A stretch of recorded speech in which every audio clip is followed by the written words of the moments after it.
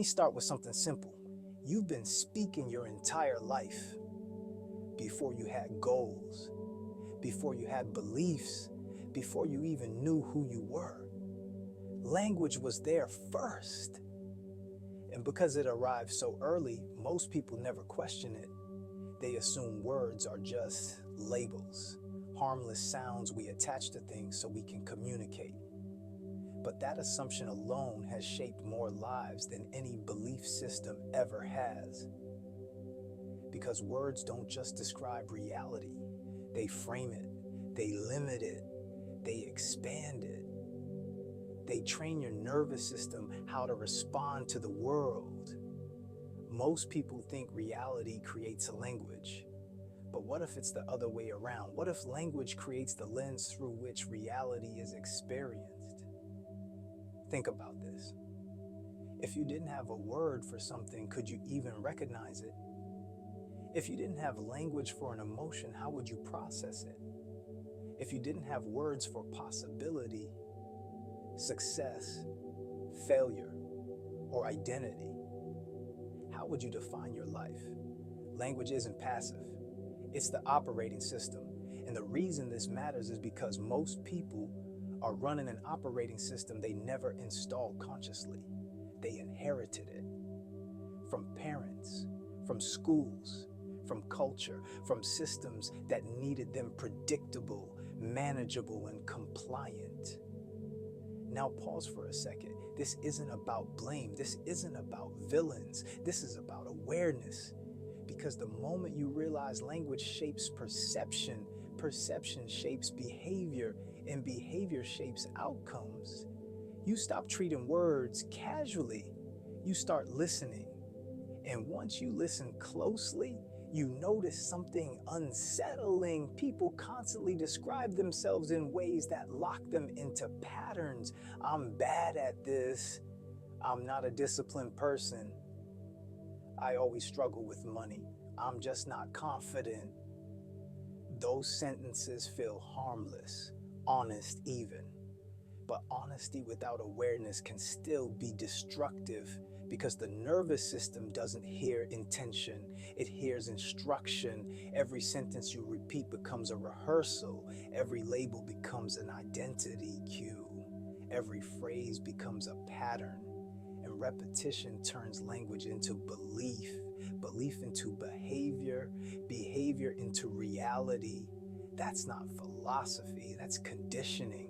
Now here's where it gets interesting. There's a reason we say someone is under a spell when they're emotionally influenced. There's a reason we talk about being spellbound by a speaker, a story, or an idea. Those phrases didn't appear randomly. Language has always been understood as powerful, long before modern science tried to strip it of meaning. In ancient cultures, words weren't separated from creation. Speaking was an act of making something real. Naming something gave it form. To speak incorrectly was to invite disorder. That's why language was once taught with reverence, not just vocabulary, structure, not just grammar, meaning, not just communication, consequence. And today, language is treated like noise. Say whatever, vent constantly, call yourself anything, dismiss it as just words, but your nervous system doesn't dismiss it. Your subconscious doesn't dismiss it. Your body doesn't dismiss it. Every word carries tone. Every tone carries emotional charge. Every charge shapes internal chemistry. So when people say words don't matter, what they really mean is, I've never been taught how much they do. Here's the quiet truth. You don't experience life directly. You experience your interpretation of life, and interpretation is built out of language. Your past only exists as a story you tell yourself. Your future only exists as words you imagine. Your identity is nothing more than a collection of phrases you repeat internally. Think about that. If you removed language entirely, there would be no failure, no success, no not enough, no behind. those are linguistic constructions. That doesn't make them fake. It makes them programmable. And once something is programmable, it can be redesigned. But before that can happen, something uncomfortable has to be acknowledged. Most people speak unconsciously. They borrow phrases. They repeat cultural scripts. They echo family patterns. They internalize labels that were never meant to be permanent. And because they never pause to examine their language, they unknowingly reinforce the very cycles they're trying to escape. They say they want change while speaking permanence. They say they want freedom while describing limitation. They say they want growth while narrating struggle. Language always wins, not because it's mystical, but because it's consistent. Your nervous system believes what it hears most often, and the words you use the most are the ones you speak about yourself when no one is listening. This is why motivation fades. This is why willpower collapses. This is why insight alone doesn't create change. Because insight without linguistic alignment still runs the old code. So the real question becomes, what language are you running? Not the language you use publicly, but the language you use internally. The phrases you default to under pressure. The words you reach for when things don't go your way. The descriptions you give yourself when you're tired, stressed, or afraid. Those are the spells that matter. And once you realize that, you stop asking, why does this keep happening to me? And you start asking, what am I repeatedly telling my system is true? That question alone changes everything. Because once you see language as structure, not decoration, you're no longer just reacting to life. You're participating in its design. And this is only the beginning. If language is the operating system, then the next question becomes obvious. Who designed it? And more importantly, who controls how it's taught? Because systems don't maintain themselves accidentally. They're maintained through structure, repetition, and habit. And language is the most effective structure ever created for shaping habit at scale. Now let's get something clear before we go any further. This isn't about secret societies whispering in dark rooms. This isn't about good versus evil. This isn't about villains twirling mustaches. This is about incentives. Large systems don't need malicious intent to produce controlling outcomes. They just need efficiency, predictability, and compliance to function smoothly. And language is the most efficient tool for that. Historically, language was never treated as neutral. In fact, in ancient education systems, learning language meant learning meaning, origin, and consequence. Students didn't just memorize words. No, they learned roots. They learned why words were constructed the way they were. They learned how meaning shifted based on prefix, suffix, and context. To understand language was to understand thought. That's why ancient education placed such importance on rhetoric, logic, and linguistic structure. To speak well was to think clearly. To think clearly was to act effectively. Language wasn't separated from power. It was power. Now fast forward to the modern era. At some point, language education changed. Instead of teaching people how to decode meaning, systems began teaching people how to recite definitions. Instead of exploring roots, students memorized answers. Instead of understanding structure, they filled in bubbles. This wasn't a single decision.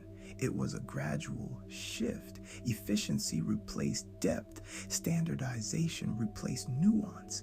Memorization replaced comprehension. And the study that quietly disappeared from everyday education was the one that taught people how to see behind the words. Etymology, Once etymology faded, language became opaque. Words stopped being tools you could dismantle and inspect. They became fixed symbols you weren't meant to question. And when people stopped questioning language, they stopped questioning the ideas embedded inside it. Here's why that matters. Every large system relies on agreement. Legal systems, economic systems, educational systems, cultural systems. They all depend on people agreeing verbally, mentally, emotionally to certain constructs, contracts, titles, labels, roles. An agreement always happens through language. But if you don't understand the structure of the language you're agreeing in, you're not negotiating, you're submitting. That's not a moral judgment. That's a mechanical reality. Imagine signing a contract written in a language you only partially understand. You recognize the surface meaning, but not the implications. That's how most people use language every day. They agree to identities. They agree to limitations. They agree to narratives. Not because they want to, but because the language makes it feel normal. Think about how often people describe life as hard, stressful, overwhelming, or competitive. Those words carry emotional weight. They shape expectation. If life is framed as a struggle, then exhaustion feels justified. If success is framed as rare, then scarcity feels inevitable. If authority is framed as superior, then obedience feels logical. Language doesn't force belief, it nudges it. And nudges, repeated over time, become default behavior. This is why understanding roots matters. When you understand where words come from, you start seeing the assumptions baked into them. You start noticing which words place you above something and which place you beneath it. You begin to hear how often language subtly positions the speaker as small, lacking, or dependent. And once you hear that, you realize something uncomfortable. Most people don't speak as creators, they speak as responders. They react linguistically instead of directing linguistically. They describe circumstances instead of shaping narratives.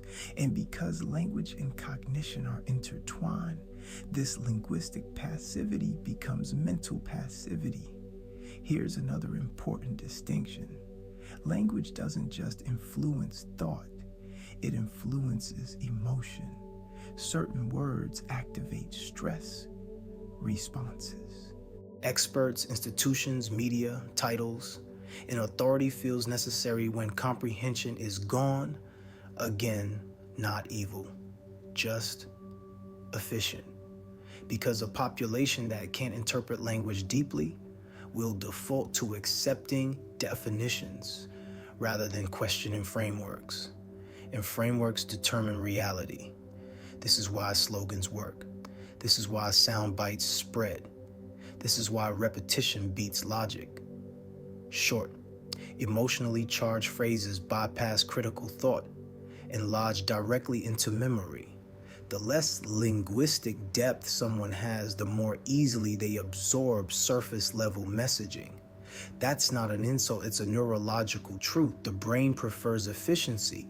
It prefers familiar language. It prefers scripts, which means the most repeated words become the most believable ones. This is also why people defend ideas they've never actually examined. They're defending language patterns, not conclusions. And once you see that, you realize how much of society runs on linguistic momentum rather than conscious agreement. But here's the turning point. The moment you start paying attention to language structure, not just content, you regain agency. You start asking, why do I phrase things this way? Who taught me this word? What assumption is hidden inside this sentence? Those questions break automaticity. They interrupt scripts, they restore choice, and choice is the beginning of sovereignty. Because when you understand a language, you stop being impressed by it. You stop being intimidated by it. You stop being unconsciously governed by it. You start hearing meaning, not just sound. And that changes how you listen, not just to others, but to yourself. Up to this point, we've talked about language as structure, as history, as education, as influence. Now we bring it home, because none of this matters unless it touches the body. You don't live inside ideas, you live inside a nervous system. And your nervous system is always listening. It doesn't analyze your intentions. It doesn't debate your goals. It doesn't care what you mean. It responds to signals, tone, pattern, repetition, emotional charge. That's how it keeps you alive. Long before humans had philosophy or writing, the nervous system evolved to detect danger, safety, rhythm, and coherence. Sound was one of its earliest inputs. A tone could signal threat or calm. A pattern could signal predictability or chaos. Language is an extension of that system. Words aren't just symbols. They're organized sound carrying meaning, memory, and emotion. And when sound repeats with meaning, the nervous system adapts. This is why certain voices calm you instantly, why certain phrases trigger you immediately, why some words feel heavy and others feel expansive. Your body learned those responses through repetition. And this is the part most people miss. Your nervous system does not distinguish between external language and internal language. The words spoken to you, the words spoken about you, the words you speak about yourself, they all register the same way. Which means your self-talk isn't just commentary, it's conditioning. Every phrase you repeat internally reinforces a state. I can't handle this. I'm always behind. I'm not wired that way. This is too much. Those statements activate stress responses, not because they're negative, but because they signal uncertainty, danger, or lack of control. The nervous system responds by tightening focus, increasing cortisol, narrowing perception. That's useful in emergencies, but destructive when it becomes habitual. Here's how this turns into identity. When a pattern repeats long enough, the brain stops questioning it. It becomes a baseline assumption. I'm anxious becomes not just a feeling, but a self-concept. I'm bad with money becomes not just an experience, but an identity. I'm overwhelmed becomes not just a moment, but a personality trait. And identity is the most powerful behavioral driver there is, because once something becomes who you are, your brain will defend it, even if it's painful. That's not weakness, that's efficiency. The brain prefers consistency over comfort. Now here's the critical piece. Language is how identity gets reinforced daily, not through big affirmations, not through dramatic moments, but through small repeated phrases spoken casually, often without awareness. I'm just tired. I'm not disciplined. I'm terrible at this. Those words become instructions, and your nervous system follows instructions remarkably well. This is why insight alone doesn't change behavior. Someone can know what to do, but still feel unable to do it. Because knowledge lives in the prefrontal cortex. Behavior lives in the nervous system. And the nervous system doesn't respond to logic. It responds to safety, familiarity, and repetition. Language bridges those two worlds. Now let's talk about frequency. Not in a mystical sense, but a physiological one. Sound waves create vibration. Vibration creates resonance. Resonance influences coherence. When you speak calmly, slowly, intentionally, your body responds differently than when you speak in rushed, fragmented, emotionally charged language. Your breath changes, your heart rate shifts, your muscle tension adjusts. That's real-time biofeedback. Now scale that up. You speak thousands of words a day. Every one of those words carries tone, rhythm, and emotional meaning. Over time, those signals shape baseline nervous system state. This is why some people feel chronically tense, why some feel constantly behind, why some feel like life is always urgent. Their language keeps their system in low-grade fight or flight, and because that state feels normal, they assume it's reality. But it's not, it's conditioning. Here's another important distinction. Thoughts don't exist independently. They're built out of words. You cannot think without language. Even images get narrated internally, which means corrupted language creates corrupted thinking.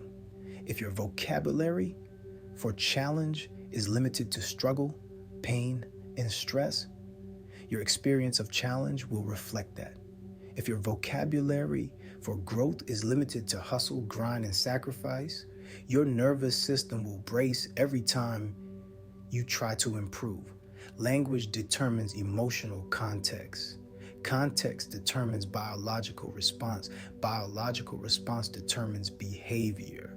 This is why two people can follow the same plan with completely different results. One experiences it as pressure, the other experiences it as practice. Same actions, different language, different nervous system state. Now here's the part that changes everything. Your nervous system believes what it hears most often, not what you wish were true. That's why affirmations often fail. If someone says, "I am confident," but their internal language still frames situations as threatening, the nervous system rejects the statement, not because it's false, but because it doesn't match existing conditioning. This is why changing language isn't about lying to yourself. It's about precision. You don't jump from "I'm terrible at this" to "I'm amazing." You move from "I'm terrible" to "I'm learning." That single shift removes threat. Learning is safe. Learning allows mistakes. Learning invites progress. Same reality, different nervous system response. And when the nervous system feels safe, it allows change. This is why athletes are trained in language, why elite performers are coached in phrasing, why leaders are taught to frame pressure as responsibility, not danger. They're regulating biology through language. Most people never learn this. They try to force discipline on a nervous system that feels unsafe. They try to build habits in a body that's bracing for threat. They try to grow while narrating failure, and then they blame themselves. But it's not a character flaw. It's a language mismatch. So here's the real shift. Once you understand that words aren't decoration, they're signals, you stop speaking carelessly. You listen to how language lands in your body. You notice which phrases tighten you, which ones drain you, which ones stabilize you. And you begin choosing language that creates coherence instead of chaos. Not to manipulate reality, but to align with it.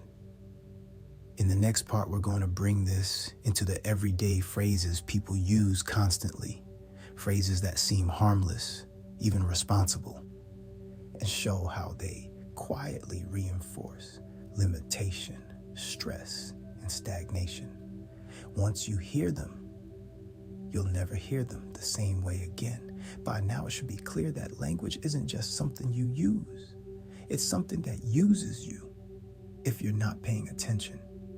And the most powerful language patterns aren't dramatic or obvious. They're casual, familiar, socially accepted. They sound responsible, humble, realistic, which is why they work so well. Let's start with one of the most common phrases people use when they're trying to improve their lives. I'm trying. On the surface, it sounds honest, it sounds effort-based, it sounds admirable, but linguistically, trying places the action in a permanent state of incompletion. Trying means effort without commitment to outcome. Trying means permission to fail without resolution. Trying keeps the nervous system suspended, never finished, never settled. When someone repeatedly says, "I'm trying to get better," the nervous system hears, "This isn't resolved yet." And unresolved states keep the body in tension. Compare that to, "I'm practicing," "I'm training," "I'm adjusting." Those words imply process with direction. Same reality, different instruction. Now let's look at another favorite. I want to be successful. I want more money. I want confidence. Wanting linguistically reinforces lack.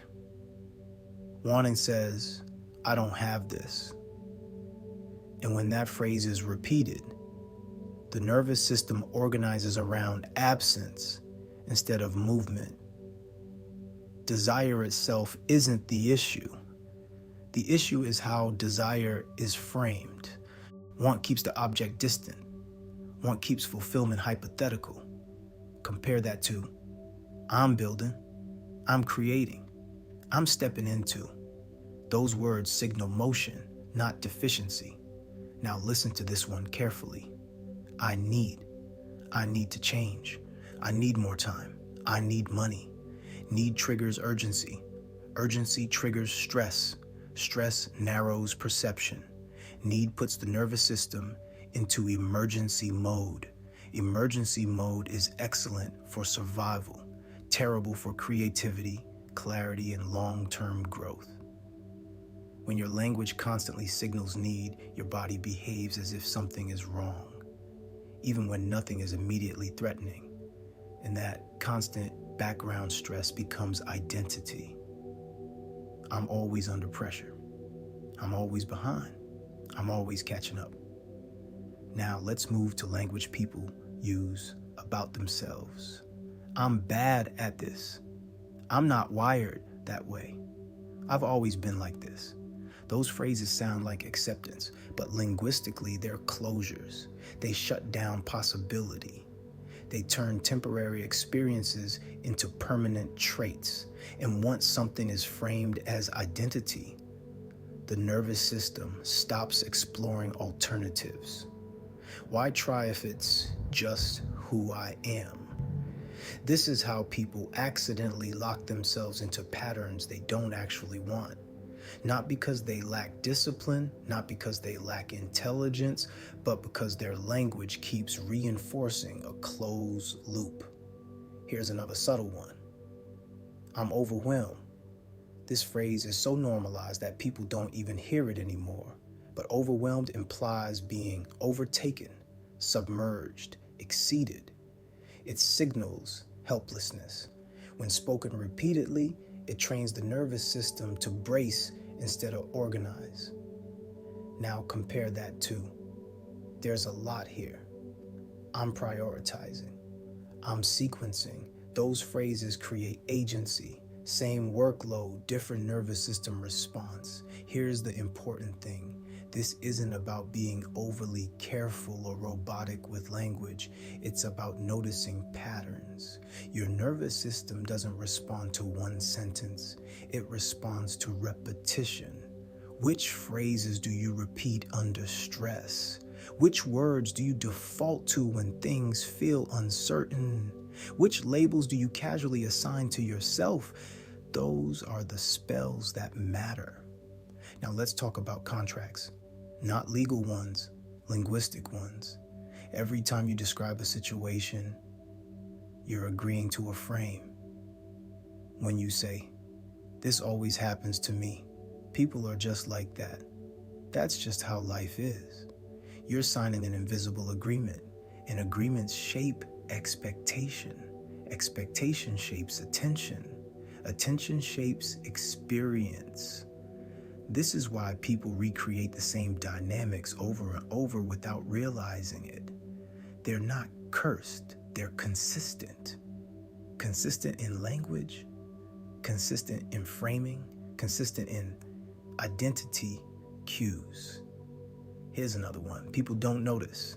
Self-deprecating humor. I'm such an idiot. I'm a mess. I'm broke right now, said jokingly, laughed off socially. But the nervous system doesn't understand jokes. It understands repetition. So even humor, when repeated, becomes conditioning. Now let's talk about collective language. Entire cultures run on shared phrases. Hustle harder. No pain, no gain. Life is a struggle. You have to sacrifice everything. Those phrases shape how people approach effort.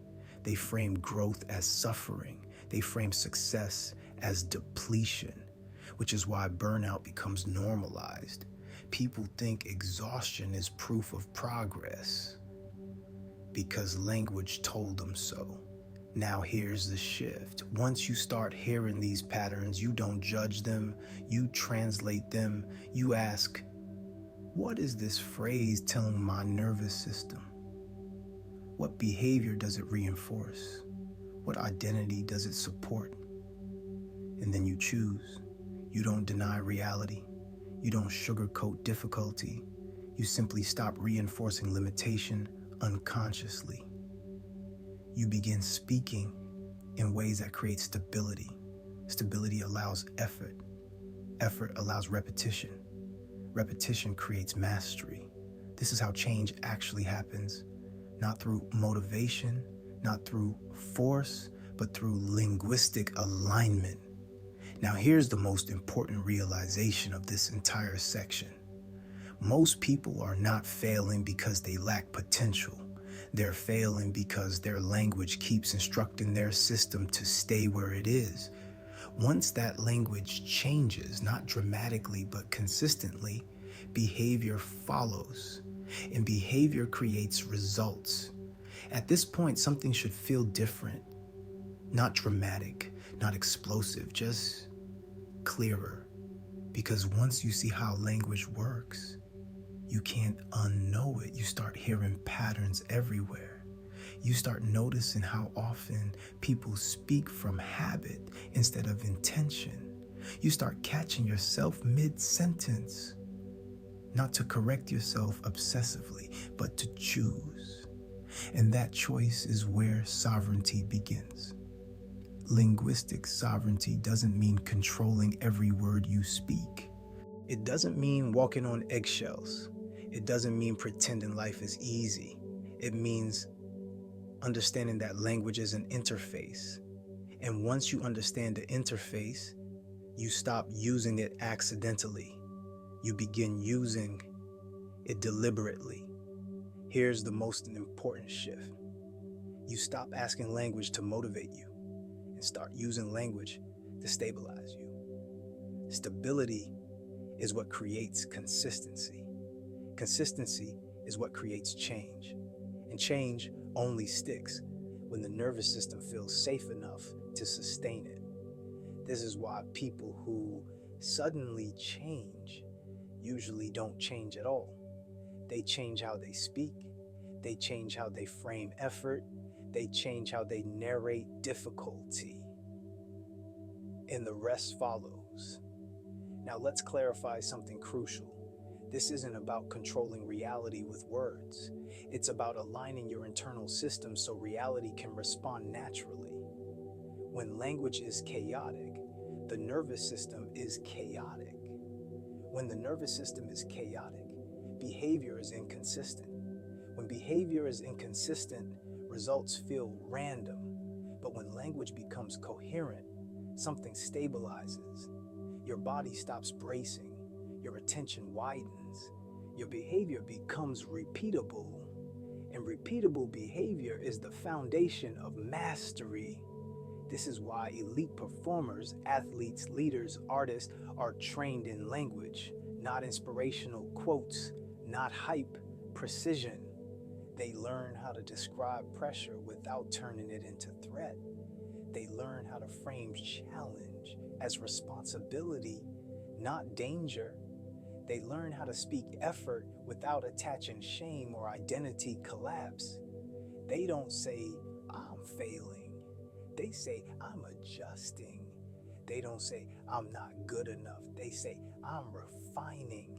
Same reality, different language, different nervous system response. Now, here's the deeper layer. When you reclaim linguistic sovereignty, you stop outsourcing meaning. You stop letting culture decide what success feels like. You stop letting comparison define worth. You stop letting urgency dictate value. You define your own frames. You choose words that support rhythm instead of burnout. Language that allows learning instead of punishment. Narratives that encourage movement instead of paralysis. And once that happens, something subtle but powerful shifts. Your presence changes. People feel calmer around you. Your words land more cleanly. Your communication carries weight, not because it's louder, but because it's grounded. This is why language mastery is leadership mastery. Leaders don't just make decisions. They frame reality for others. They choose words that stabilize teams under pressure. They speak in ways that reduce fear instead of amplify it. They communicate direction without creating panic. And it all starts with how they speak to themselves, because you can't regulate others if your own language keeps dysregulating your system. Now let's talk about something practical. What does linguistic sovereignty actually look like day to day? It looks like this. You don't eliminate emotional language. You translate it. Instead of, I'm overwhelmed, you say, there's a lot here, I'm organizing. Instead of, I'm bad at this, you say, I'm in the learning phase. Instead of, I don't have time, you say, I'm choosing where my time goes. Notice, nothing is denied, nothing is sugar-coated, but the nervous system receives agency instead of helplessness. Agency is calming. Agency restores choice. Choice restores momentum. This is how language becomes supportive instead of sabotaging. Another key principle, you stop narrating temporary states as permanent identities. Tired is not who you are. Confused is not who you are. Behind is not who you are. They're states, and states pass unless language turns them into identities. Once you understand that, you stop self-labeling casually, not because labels are evil, but because identity is sticky, and your nervous system will protect whatever you call me. Here's the final realization. You don't need to learn new words to change your life.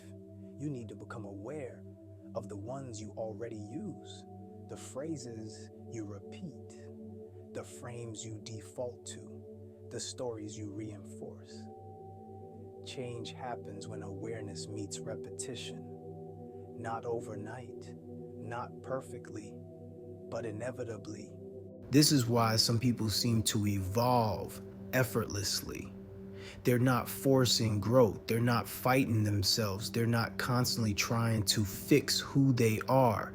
They've aligned language with direction. And once language aligns with direction, behavior follows naturally. This is also why you'll never speak the same way again after this. You'll hear when language creates tension. You'll hear when it creates contraction. You'll hear when it creates stability. And you'll choose accordingly. Not to be perfect, but to be intentional. That's the difference. Language stops being noise. It becomes navigation. Words stop being reactions. They become signals. Conversations stop being unconscious rituals. They become acts of creation. And once you understand that you don't just talk anymore, you lead, you design, you build, not because you control reality, but because you finally stop speaking against yourself. That's linguistic sovereignty. And once you have it, every sentence becomes a choice, and every choice becomes a direction.